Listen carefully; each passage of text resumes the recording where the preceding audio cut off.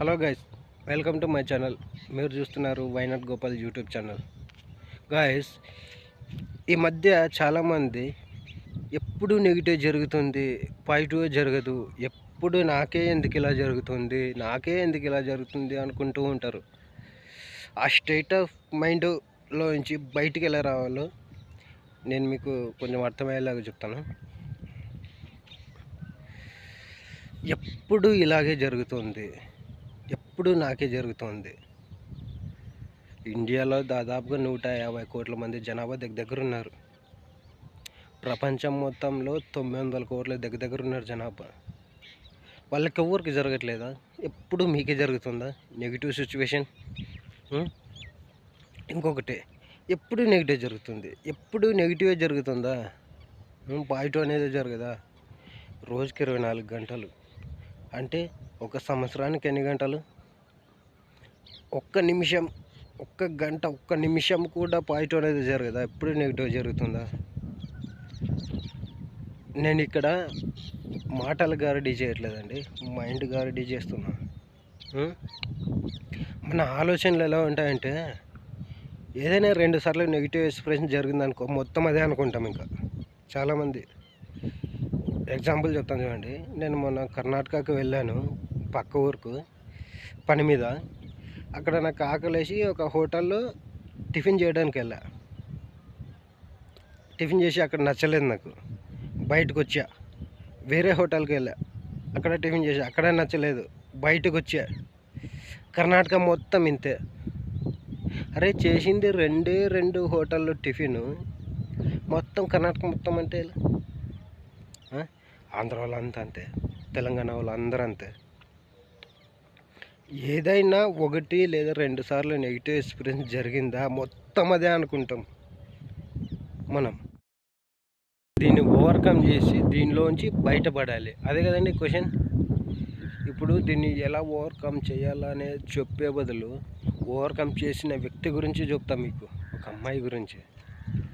ఒక అమ్మాయి, ఆ అమ్మాయికి దగ్గర 10-12 ఏళ్ళ వయసు ఉన్నప్పుడు చదువుల్లో సూపర్ స్టార్. ఆ అమ్మాయి చదువులోనే కాదండి, మొత్తం అన్ని రంగాల్లో super star. International swimming champion, క్రికెట్లో, ఫుట్బాల్, ఏదైనా కాదండి ఛాంపియన్. ఆ అమ్మాయి ఏ దాంట్లో దిగినా దాంట్లో ఛాంపియన్. ఆ అమ్మాయి చదువులో ఎంత ఎక్స్పర్ట్ అంటే, అమెరికాలో యూనివర్సిటీ వాళ్ళు ఆ అమ్మాయికి ఆఫర్స్ ఇచ్చారు. ఆ ఆఫర్స్ అనుకున్నా వద్దనుకుని ఆ అమ్మాయి ఉండిపోయింది. అయితే ఒకరోజు ఆ అమ్మాయి ఇసుకలో బీచ్ దగ్గర ఆడుకుంటూ ఆ అమ్మాయి ఇసుకలో కాళ్ళు ఇరుక్కుపోయి కిందగా పడిపోయిందనమాట. అయితే ఆ అమ్మాయికి అప్పుడు తెలియదు, నేను ఇక లేచి నడవలేను అని ఆ అమ్మాయికి తెలియదు. ఆ అమ్మాయి పడిపోయింది. వెనకాల ఈ భాగంలో ఆ అమ్మాయికి అదేదో నరం కట్ అయిపోయిందంట. దానివల్ల ఆ అమ్మాయి బాడీ మొత్తం చచ్చిపడిపోయింది.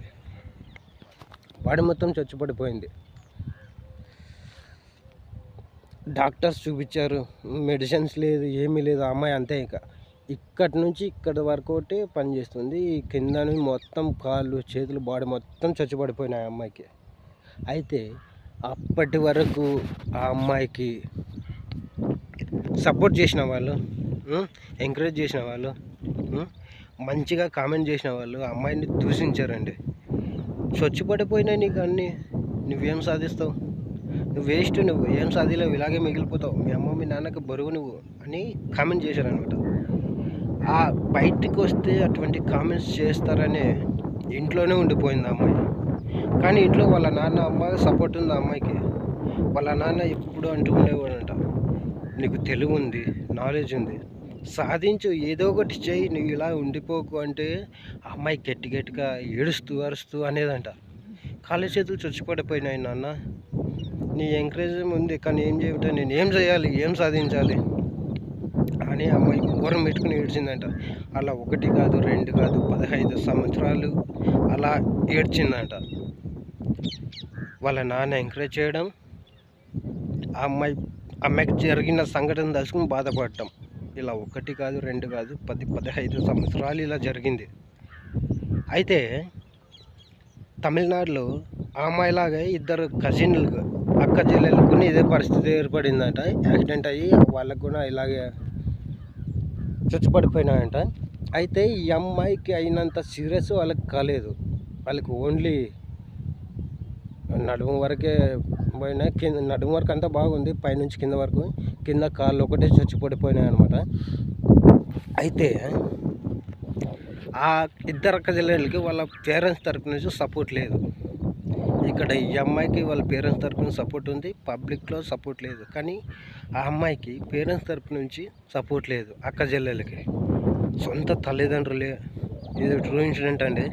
సొంత తల్లిదండ్రులే నువ్వేం సాధిస్తావు, నువ్వేం సాధిలేవు, నీ వల్ల మాకు ఎటువంటి ఉపయోగం లేదు అని ఒక పాయిజన్ బాటిల్ పెట్టి వాళ్ళని ఒక రూమ్లో కూర్చోబెట్టి దీన్ని తాగి చచ్చిపోండి అని చెప్పిందంట తండ్రి.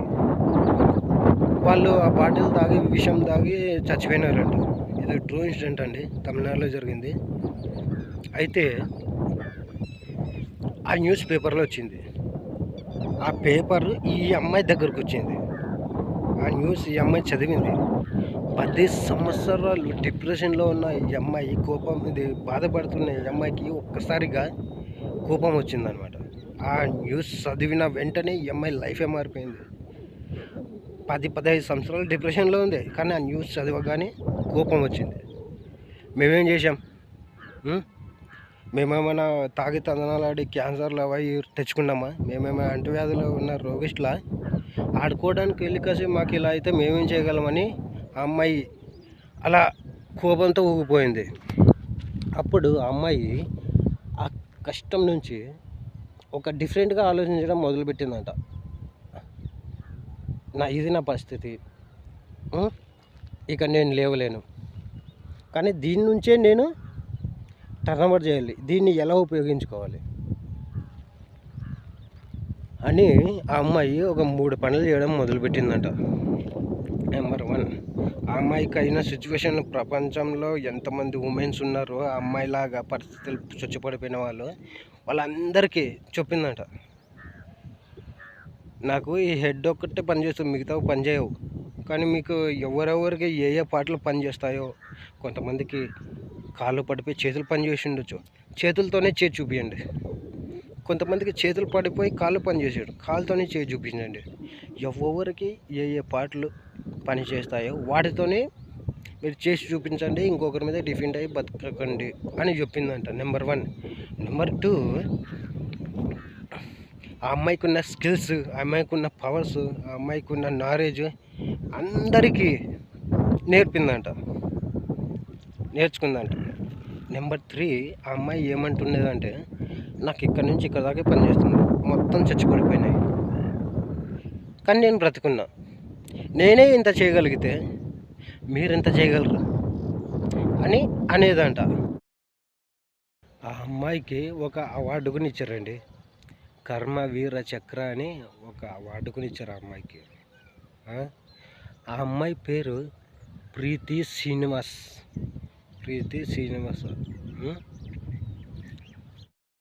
ఇప్పటికీ ఆ అమ్మాయి ఫిజికల్గా అలాగే ఉంది, కానీ మెంటల్గా ఇప్పటికీ ఆ అమ్మాయి ఫిజికల్ సిచ్యువేషన్ అలాగే ఉంది, కానీ మెంటల్గా చాలా ఎదిగిపోయింది ఆ అమ్మాయి. ఆ అమ్మాయి చెప్పండి, ఆ అమ్మాయికి ఉన్న బాధలతో పోలిస్తే మన బాధలేనా? ఆ అమ్మాయికి వచ్చిన కష్టాలు, ఆ అమ్మాయి పడిన కష్టాలతో పోలిస్తే మనమే ఒక కష్టాలేనా? అయినా సరే ఆ అమ్మాయికి మొత్తం పడిపోయినా సరే, కాలు చేతులు చొచ్చి పడిపోయినా సరే, ఈ నా ప్రజెంట్ సిచ్యువేషన్ ఇది, దీని నుంచి నేనేం చేయగలను అని డిఫరెంట్గా ఆలోచించడం మొదలుపెట్టింది, సక్సెస్ అయింది. సో నేను చెప్పొచ్చేది ఏంటంటే, ఎప్పుడు నెగిటివే జరుగుతుంది, ఎప్పుడు నాకే జరుగుతుంది అని దాంట్లో బాధపడుతూ ఉండడం కన్నా డిఫరెంట్గా ఆలోచించడం ట్రై చేయండి.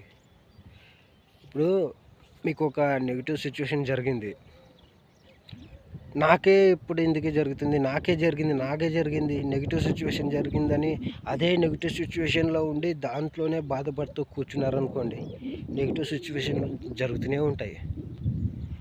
ఒక్కసారి వెనక్కి తిరిగి చూసుకుంటే మీరు ఏదో ఒక సందర్భాల్లో మీకు పాజిటివ్ సిచ్యువేషన్ జరిగి ఉంటాయి కదండి.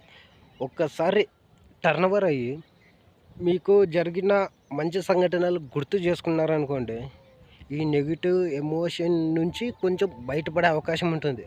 బయటపడటమే కాదు, ఈ నెగిటివ్ సిచ్యువేషన్‌కి సొల్యూషన్స్ కూడా వెతికే అవకాశాలు కూడా దొరుకుతాయి. వెతికే అవకాశాలు దొరుకుతాయండి. దొరుకుతాయి కూడా సొల్యూషన్‌లు. కానీ మీరు ఎప్పుడు మనం ఏం చేస్తున్నామంటే, 1, 2 సార్లు ఏదైనా నెగిటివ్ సిచ్యువేషన్ జరిగిందనుకోండి, నా బతికింతే, ఎప్పుడు నెగిటివ్ జరుగుతుంది అని దాంట్లో పట్టి గిలగిల కొట్టుకుంటుంటాం. డిఫరెంట్‌గా ఆలోచించండి.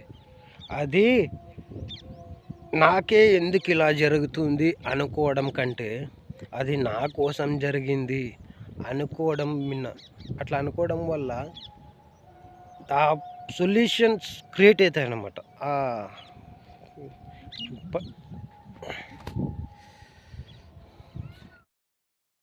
ఇది చాలా పెద్ద కథ అండి. నేను షార్ట్‌కట్‌లో కొంచెం కొంచెం చెప్పాను. సో మీకు వీడియో నచ్చినట్టయితే ఒక లైక్ చేయండి. వీడియో మీకు ఎలా అనిపించిందో మీ అభిప్రాయాన్ని కింద కామెంట్లో తెలపండి. నెక్స్ట్ వీడియోలో మళ్ళీ కలుసుకుందాం.